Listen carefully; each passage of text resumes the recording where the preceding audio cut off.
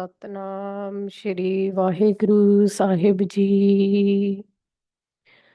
ਗੋਬਿੰਦ ਤੇ ਮੁਕੰਦੇ ਉਦਾਰੇ ਅਪਾਰੇ ਹਰੀਅੰ ਕਰੀਅੰ ਨਿਰਨਾਮੇ ਅਕਾਮੇ ਗੋਬਿੰਦੇ ਮੁਕੰਦੇ ਉਦਾਰੇ ਅਪਾਰੇ ਹਰੀਅੰ ਕਰੀਅੰ ਨਿਰਨਾਮੇ ਅਕਾਮੇ ਗੋਬਿੰਦੇ ਮੁਕੰਦੇ ਉਦਾਰੇ ਅਪਾਰੇ ਹਰੀਅੰ ਕਰੀਅੰ ਨਿਰਨਾਮੇ ਅਕਾਮੇ। ਵਾਹਿਗੁਰੂ ਜੀ ਕਾ ਖਾਲਸਾ, ਵਾਹਿਗੁਰੂ ਜੀ ਕੀ ਫਤਿਹ।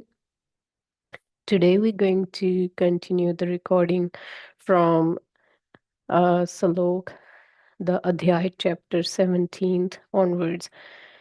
And if those of you who are listening to this recording for the first time, it is important to listen to the complete Granth from the start to understand the context. So this chapter here continues the definition of who a Gyani is. Now, it's important to understand that to know the meaning of Gyani, a true Gyani, as per the original, the authentic sources, rather than just some um, having a belief in just some looking at people who wear certain attires, speak certain way. It's important to reach out to Gurbani to have a better understanding about actually who a Gyani is, because those enlightened beings have already explained, have left that wisdom behind to enlighten us so that we do not get, deluded by, or we don't start following fake pracharaks or gyanis. So it's important to refer to this recording as well. Ashtavakra Gita explains that too, and so does Gurubani. So in this Salok, Maharaj explains that who is someone who's a Jivan Mukt, who's a Gyani. There is no difference between someone who's a Brahm Gyani or Jivan Mukt. Jivan Mukt means someone who is liberated, who's absolutely free within themselves while they are living in this body. So what's the state of a Jivan Mukt person? So Jivan Mukt na Vishya Prati Dvaish rakhta hai. So they do not have any sort of friction against any of the objects. It's not like they run away from things, and or nor they have any greed left in them. So they're not attracted towards certain things, nor they run away from any of the objects of the world anymore. ਸਦਾ ਨਿਰਾਸਕਤ ਮਨ ਵਾਲਾ ਰਹਿ ਕੇ ਜੋ ਅਪ੍ਰਾਪਤ ਪ੍ਰਾਪਤ ਹੁੰਦਾ ਹੈ ਉਸ ਨੂੰ ਭੋਗਦਾ ਹੈ. So a Jivan Mukt person is always detached within themselves. They, even while living in the world, whatever happens naturally, whatever they get naturally through the actions, the results of the actions, through whatever means, they simply experience that and they remain detached. They don't become excited or happy about that if something good comes their way, nor they become sad or upset in the way that if anything is taken away from them. They have attained a state which does not get affected by gain or any loss as well. There is no concept of benefit or profit or loss for them. And the same way Gurbani explains as well, ज्यों जल में कमल अलिपतो वर्ते त्यों विचे गिरे उदास. So a Brahmagyani is like that lotus flower. We have heard this analogy of lotus flowers in Gurbani throughout, because just like a flower, like the lotus flower remains in the water, it's still in present in the water. However, it does not get affected by the water itself. Even if the water is dirty or clean, if you observe, the lotus itself remains being attached to the water, it still remains detached. That is the state of a liberated person. They are present in the world, very much present. They don't go, like, leave their body or go anywhere else unless it's required. But anyway, this is more like to not being diluted by that you have to leave the body and go somewhere. It's about being fully present in the body and being the master of the senses. And in that way, just like a lotus flower, they remain detached. Salok. शून्य चित्त व्यक्ति समाधान असमाधान हित अहित ਦੀਆਂ ਵਿਕਲਪਨਾਵਾਂ ਨਹੀਂ ਜਾਣਦਾ. So shunya means a thoughtless state. So there is a state which is where there are absolute no thought. And that's the reason why when we are going through life challenges, if you have ever experienced any stress in life, any worries in life, notice how you would want to go to sleep. Most of the time, when people experience depression or stress in life, either they want to have some kind of substance, they rely on the outer substance to calm the mind. It could be alcohol, smoking, any medication, any drugs, anything. So, in that way, when we are going through those challenges, we seek sleep. And the reason why we want to go to sleep or why we oversleep is so that we can escape this activity of the mind. But imagine having not getting affected by any activity of the mind. With abhyas, with practice, people who are liberated, those who have realized their true self, they have experienced a state called thoughtless state. That's called a shunya, as if nothing is present there. It's like a deep sleep. In the deep sleep, the mind does not register anything, any activities not happening, so the mind is not registering anything. The same thing, the same state is of a brahmgyani. While they are in the world, their mind is no longer getting affected by any of the activities. So it's called shunya state, zero in the way, as if there is nothing present. There is still presence of their own themselves, the Atam Sarup. However, in that thoughtless state, the there is no hit ahit diyan vikalpanavan nahi janda. And how they like associate with the world ਜਿਵੇਂ ਕਿ ਕੇਵਲ ਮੁਕਤੀ ਵਿੱਚ ਸਥਿਤ ਹੋਵੇ. So there are different types of, this is the word used to describe different types of states of liberation. And Gurbani, the truth always speaks about that if you're going to get mukti, you're going to get mukt while in the body. There is no mukti, especially after you die and you think something is going to happen magically and you're going to become free. You already as Atma are free. It's a matter of realizing that. So in that way, they are still in the Atam Sarup and are always free. So the thoughtless state is called the Shunya Avastha. So for that person, it doesn't matter whether they are at a home or they are in jungle, whether they are living by themselves or whether they are in the Sangat. For them, the Atma is their like Puran Sangat. So it doesn't matter to them wherever they are physically. Salok. ਮਮਤਾ ਅਤੇ ਹੰਕਾਰ ਰਹਿਤ ਇਸ ਨਿਸ਼ਚੇ ਵਾਲਾ ਕਿ ਅਸਲ ਵਿੱਚ ਕੁਝ ਹੈ ਹੀ ਨਹੀਂ ਅਤੇ ਜਿਸ ਦੀਆਂ ਸਾਰੀਆਂ ਇੱਛਾਵਾਂ ਅੰਦਰੋਂ ਅੰਦਰ ਮਿਟ ਗਈਆਂ ਹਨ ਕੁਝ ਕਰਦਾ ਹੋਇਆ ਵੀ ਕੁਝ ਨਹੀਂ ਕਰਦਾ. So Maharaj explains that someone who is completely in a detached state. So mamata often refers to as the attachment. It's not just a motherly figure, it's the attachment to things. My family, my job, my partner, my siblings, whatever, everything that the mind attaches itself to, that's referred to as mamata. So, in that way, with that constant misidentification to the temporary things, a liberated person, a self realized person, is absolutely free from that and hankar rahat.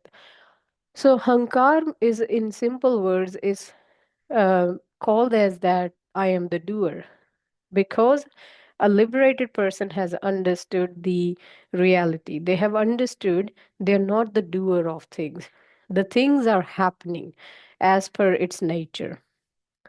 We have previously discussed this as well about how the world operates, and we will go further in detail perhaps a little later on. However, they have attained a non doer state. So, what it means is they are as if they're living while they're performing actions. Obviously, the actions happen, but they are still detached. So for them, there is no actions happening. There is no doership in that. They don't say, I have done good or I have done bad. Not just the bad, is just the good as well. That's why a Brahmgyani doesn't even get affected no much how whatever activities good they will do, they don't have any ankar in them that they are the doer of anything. Because the reason is they have understood this completely. What Gurbani says, Supanari Sansar Mithini Bistar, means the world is just like a dream. And why is it like a dream? Because it's constantly changing.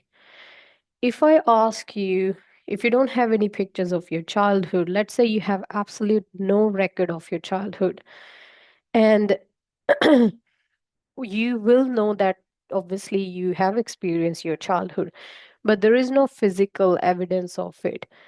Now, oftentimes people will say it just went by too quickly. The truth is, it was just an experience happening in consciousness. You were experiencing the body in the childhood state, but because we think that is the ultimate reality, we don't understand that it's going to change. Even while listening to this recording, this is going to change. So it's important to not get attached to be fully present in wherever you are. However, to understand that the very nature of um, this world is temporary, it is transitionary, it's going to change. This is a very beautiful, extremely profound way of feeling the freedom within yourself. And this is what the Brahmgyani has completely understood. They know whatever is happening, no matter whatever type of experience is happening in consciousness, it is transitionary. It's not going to last. So there is no point of clinging to that. And there is no point of being afraid of it as well. So that's why a Brahmgyani fully remains present as the awareness while experiencing everything. And यह सारा विस्तार झूठा है भाव है ही नहीं. So it exists only in consciousness. And one of the way to understand this is the very example of in deep sleep. So where does this world go? Like if you reflect about this, when you're in deep sleep, it doesn't even matter to you whether this world is there or not. You don't even have the recognition of your essence, your identity. So that is one of the very profound example that in deep sleep, there is nothing that exists in the way. The consciousness is existing in itself. So that's why a Brahmagyani, while they are awake as well, they know it's just a dream passing by. Vaheguru. Salok. ਖਾਲੀ ਚਿੱਤ ਜਿਸ ਦੀਆਂ ਮਨੋਬਿਰਤੀਆਂ ਮੋਹ ਸੁਪਨੇ ਜੜਤਾ ਸਮਾਪਤ ਹੋ ਗਏ ਹਨ ਕਹਿ ਨਹੀਂ ਸਕਦੇ ਕਿਹੜੀ ਅਵਸਥਾ ਨੂੰ ਪ੍ਰਾਪਤ ਹੋਇਆ ਹੁੰਦਾ ਹੈ. So Maharaj explains we can try to understand the state of a Brahmgyani, but the truth is only a self realized person, a true Brahmagyani, will be able to understand that state of a Brahmagyani. Someone like me can try in different ways to explain. However, we cannot. So that's why it's important to have that realization yourself. So we know that what is the state of this Brahmagyan? What is this Brahmagyan, or what is this enlightenment? So, yet, because Ashtavakra ji himself is a Brahmagyani, Gurbani is written by those who are Brahmagyanis, who are enlightened beings. They express their state through words, that they have reached a thoughtless state, which is called Sunna Samad. And in that way, their all the desires have ceased. They are no longer attached to anything, and jadta samapt ho gaye han, supne or everything. They don't imagine things, life to be certain way. So only a person, enlightened being, can tell the state of someone like that. And Maharaj gives example through that. It's like a mute person who's not able to speak, trying to explain um, taste of sugar. Obviously, that person just become, obviously is not capable of saying, expressing the sweetness of that sugar. He only just within himself enjoys it and remains in that blissful state. That is the state of a Brahmagyani. No matter how much they try to express within themselves, they just know the truth, and words cannot fully capture it at the end of the day. So, so 18वां अध्याय. So we're going to start 18th chapter, and in here Maharaj is going to explain the state of Jivan Mukt. As we discussed, Jivan Mukt is someone who is liberated, absolutely free from all the detachments of the world. That is the state of a Jivan Mukt. And a Jivan Mukt person is same as a Brahmagyani, is same as a Puran Guru. All the gurus were Jivan Mukt. They were liberated. They were not born to any of the worldly things. So Maharaj explains what is the state of Jivan Mukt and how can we experience it too. Now Ashtavakra ji explains, Gurbani explains how we can actually attain this state too. It's not something to be scared of. It's not something to think that only Guru Sahib could do it. The truth is we all have access to this state. That's why Gurbani is there for us to enlighten us. So Maharaj will explain what is the state of Jivan Mukta. Salok. ਜਿਸ ਦਾ ਬੋਧ ਉਦੇ ਹੋਣ ਉੱਤੇ ਸਾਰੇ ਭਰਮ ਸੁਪਨੇ ਵਾਂਗ ਹੋ ਜਾਂਦੇ ਹਨ ਉਸ ਇੱਕ ਮਾਤਰ ਸੁਖ ਸ਼ਾਂਤ ਪ੍ਰਕਾਸ਼ ਰੂਪ ਨੂੰ ਨਮਸਕਾਰ ਹੈ. So Maharaj says that those who have realized the Atma, and by Atma it means their true self. As we have discussed this, Atma is not something distant. Atma is the very essence of who we are, what the mind is. That's why Gurbani says, Man tu jot saroop hai, apna mool pashan. You have to recognize this mool, this source where the mind is originating. And this source is not different to Paramatma. So those they have understood, they have attained enlightenment because they have realized their self. And they have understood as we discussed before, the transitionary nature of world, that how the world is always changing. So in that way, they remain detached. And they know that this world is just a play happening in the consciousness. And now imagine when you go to movies, when you go to see a play, you, as much as you enjoy the play, you know the play is just temporary and it's going to end. And all the actors who are performing their role, they are just playing a character, right? So in that movie, we know that that's not what the truth is. These are different characters who have taken different forms, and they're just playing doing a play. Same way, an enlightened being has understood, realized this completely, that this is all the same consciousness that's acting as many, right? That's why Mara says that it is ik, ik matlab, the one consciousness that has manifested as many. So there is only one, this Atma present. And for a Brahmgyani, the truth is they are the only one living on this earth because there is no second duality left for them in their mind. So in a way, that's why they're the only one present on this world. Maharaj explains that this is the avastha state of a jivan mukt person, and they simply observe the play of life happening. They don't get attached, they don't get upset about it, they don't get happy about it. Even if the world stopped to exist by tomorrow, they don't get affected by it. Salok, ਸਭ ਤਰ੍ਹਾਂ ਦੇ ਧਨ ਕਮਾ ਕੇ ਵਿਅਕਤੀ ਬਥੇਰੇ ਭੋਗ ਭੋਗਦਾ ਹੈ ਪਰੰਤੂ ਸਭ ਨੂੰ ਤਿਆਗੇ ਬਿਨਾ ਸੁਖੀ ਨਹੀਂ ਹੁੰਦਾ. So here Maharaj is explaining the state of mankind, that how we are constantly chasing things. Now we have to understand that it's important to reflect here. Ever since our childhood up until the age when we become an adult, we are told that you need to have a career, you need to work hard, you need to wear certain clothes, you need to gather this amount of wealth to make money, to build wealth, to have a house.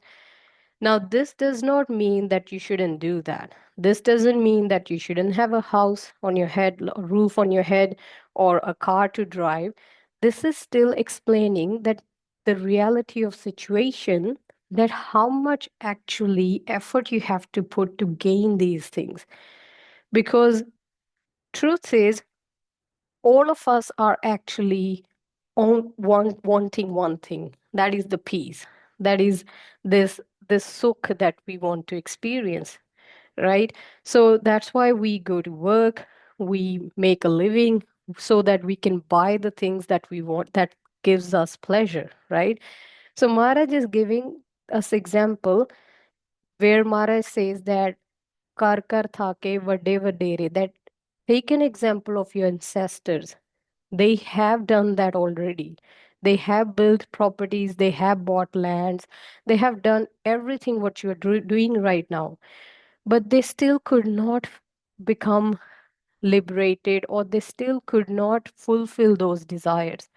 And the reason is because we are not understanding that the reason we experience sukh is because of Atma.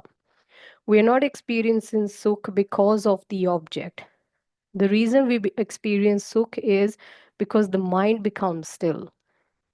Let's say you go to purchase a car, you're constantly thinking about that next object. The moment you buy it, your mind has become still. And the moment your mind becomes still, you experience peace. But because we don't know where is this peace coming from, we don't look within ourselves, we think we are getting the sukh from that car. So that's why Gurbani over and over again directs the mind to go within. Bande khoj dil har roz. That there is something within you. There is this precious gem within you that is the source of the peace.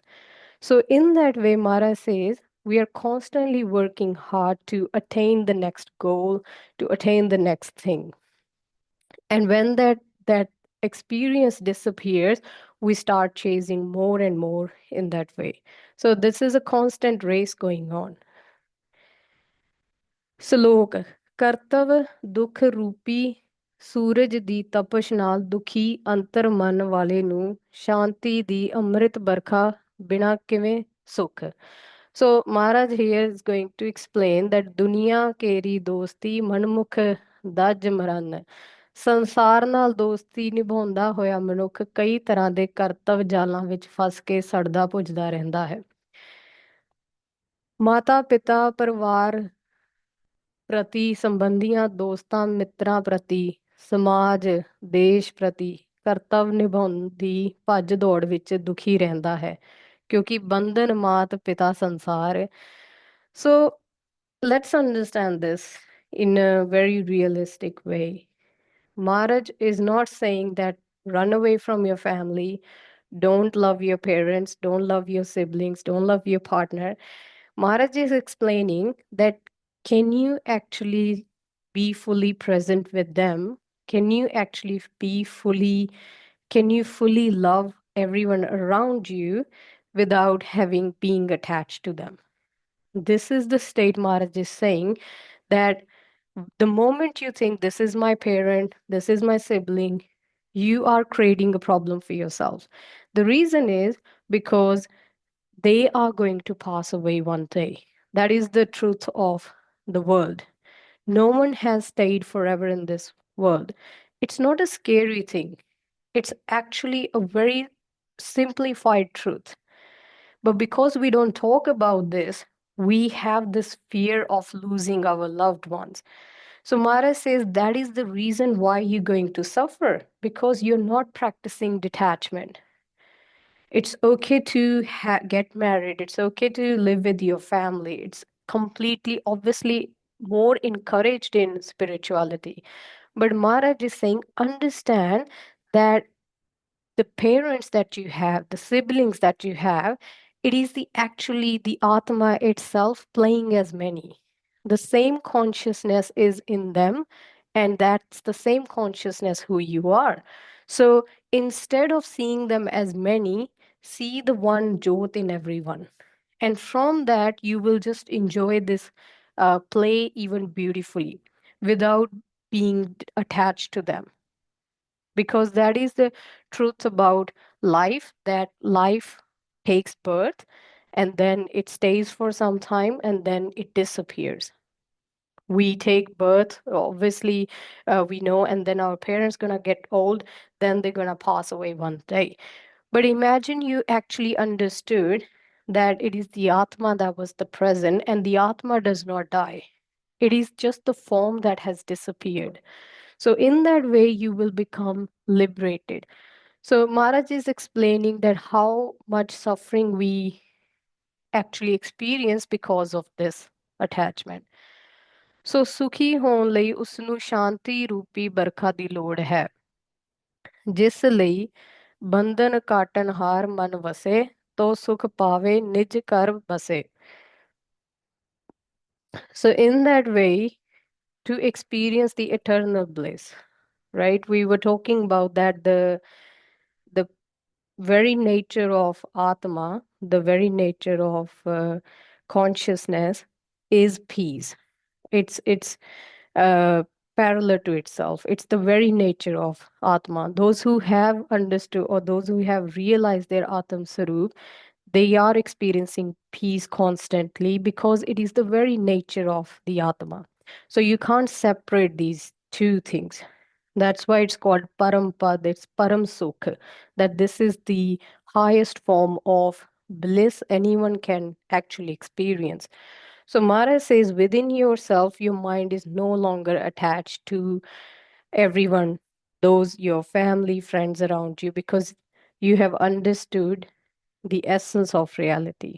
So in that way, in your own Atam Sarup, you become still and you experience the bliss.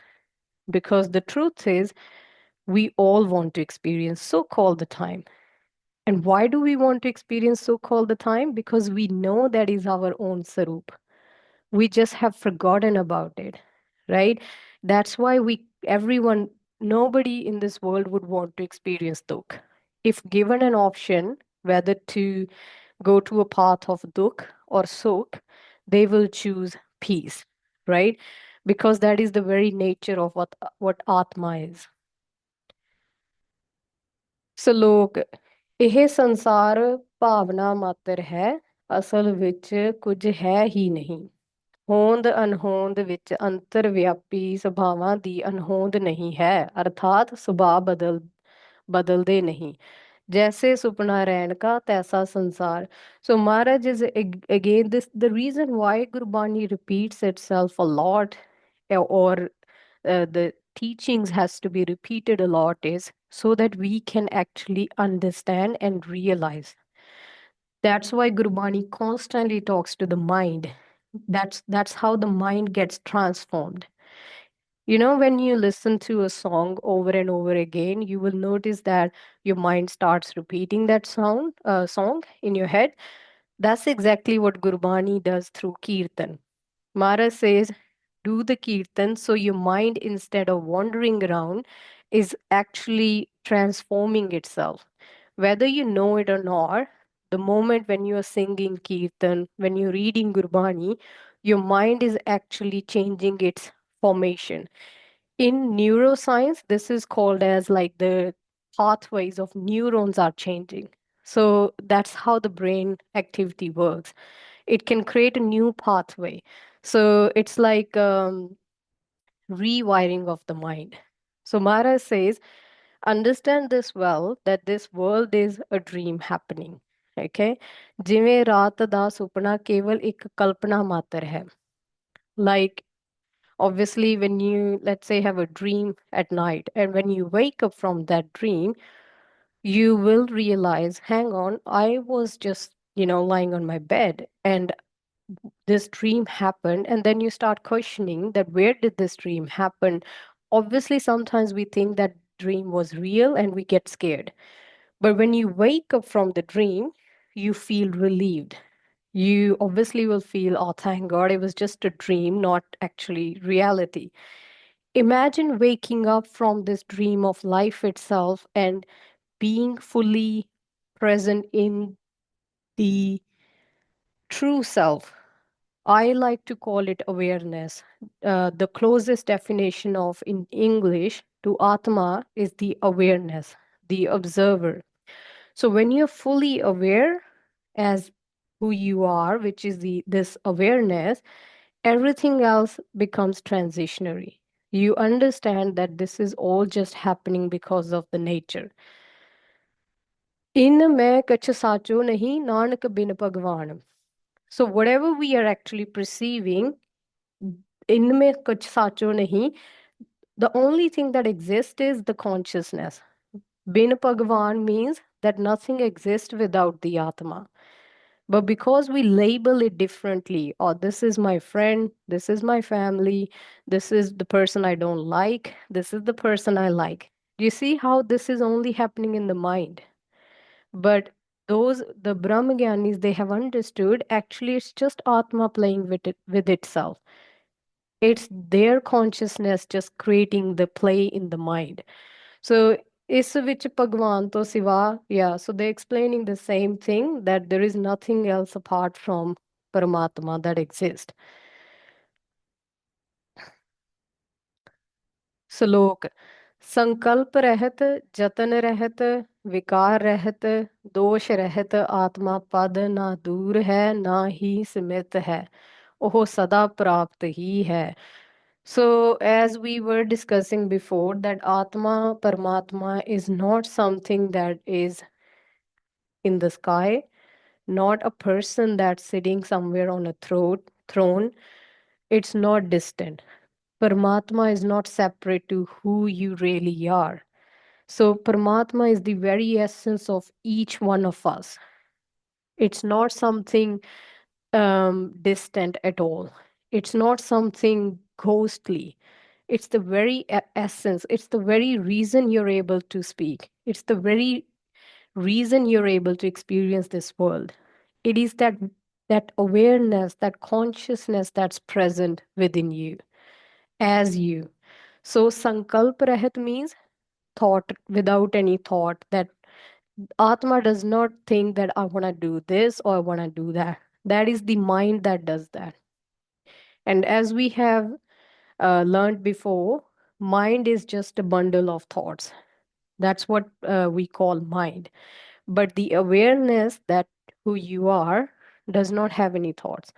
Jatan Rahat, it is effortless. That's why Maharaj says it's Sahaj Samadhi. Maharaj talks about this Sahaj Avastha, means effortlessly everything is happening for a Brahmgyani. They're not putting any effort into anything anymore. Physically, they look like they are putting effort, but within themselves, it's like just the wind is blowing. So, does the wind put an effort to blow, or is it just actually happening? That is exactly what's the state of a Brahmgyani is. Vikar Rahit. They have no kam, krodh, lobh, moh, ahankar. Who would you hate on this world if you know that you're the only one present? Can you actually hate anyone? So, for a Brahmgyani, for Atma, that is the only thing that exists. That's why they don't have any hate for anyone as well. Dosh Rahit, there is no duality in their mind. There is no tera, mera, good, bad, changa, mada. These are all states of agyanta. Because of agyanta, because we don't realize who we are, we experiences these things. So in that way, ਉਹ ਸਦਾ ਪ੍ਰਾਪਤ ਹੀ ਹੁੰਦਾ ਹੈ. So Atma, the consciousness is absolutely infinite. It exists everywhere in itself, and it is always detached. So, Maharaj Kripa, we will take a pause here. So it's important, as I discussed, to go through the whole Granth from the beginning so that we can understand what is this information that's being shared with us. Vaheguru Ji Ka Khalsa, Vaheguru Ji Ki Fateh.